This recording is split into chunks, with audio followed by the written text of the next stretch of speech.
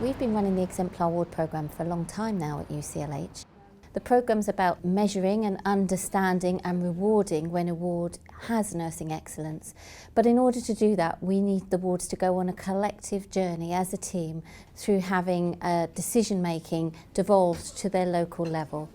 Shared decision making really is at the core of the Exemplar accreditation programme. It doesn't matter what band or grade or role you are, anyone can lead on this work, and we've seen that through our healthcare assistants, our housekeepers, our ward clerks and our nursing teams, that people are leading in lots of different ways to make a difference. The great thing about Exemplar Award is that it gets the wards and the nurses thinking about change and improvement. And to make a good change or improvement, you always have to collaborate and communicate outside your own division. So I think it's given the confidence to the nurses to pick their own projects, to then go to stakeholders, to use process maps, diagrams, kind of learning all these new things that they didn't have before. Okay guys, so I think the benefits for staff has been like it's their ownership of their project. So it's something that they want to improve, they think needs to be improved, and because they've made the decisions, it's really given them a sense of something that they've done themselves, something they can own.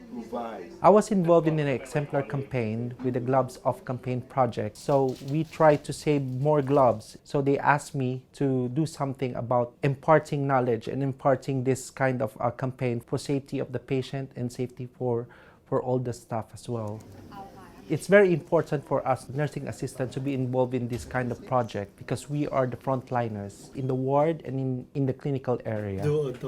One of the recent ways in which we've really helped embed shared decision making is the launch of our digital healthcare records. We have workstations on wheels on the ward, and all the nursing staff have access to an Exemplar dashboard where they can see real-time data on every single patient, so they can see how they're doing as a team towards their Exemplar accreditation standards and decide as a team what they want to work on. So it's very powerful, that real-time data. The Exemplar programme is great because it gives you real-time data. So how do I use that to improve the standard of care on my ward? And how is it easy to access?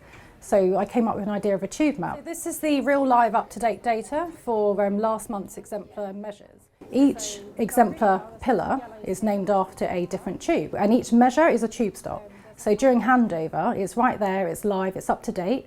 We update it every month using separate pins to go underneath the measures, green being good, white being great, and yellow, which we always strive for, is Exemplar. So straight away, visually, you can see how the ward's doing. Requested the day before. So the benefits for patients being involved in the Exemplar Award programme and shared decision is that patient safety really is the most beneficial thing.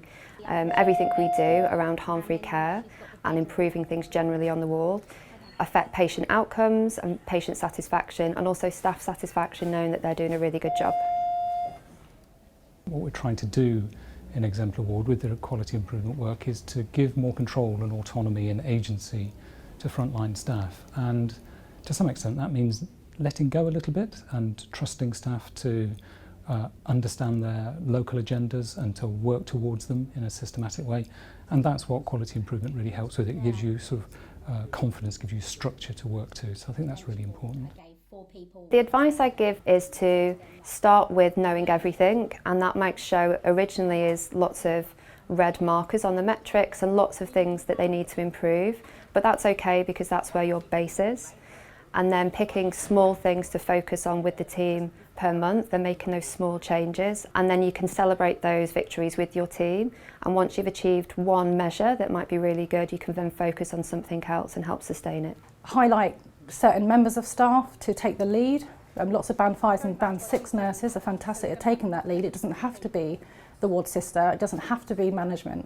Our healthcare assistants are very engaged with our quality improvement work we do on the ward, and that's how it should be. I don't think we'd have 11 accredited wards today if we didn't have the culture that is shared governance. So the advice that I would give someone who wanted to implement a local accreditation scheme or shared governance, which I think they should do together, is be rigorous, be patient and set long-term goals, and make sure that everyone from board to ward is signed up to the process. So engage, engage, engage.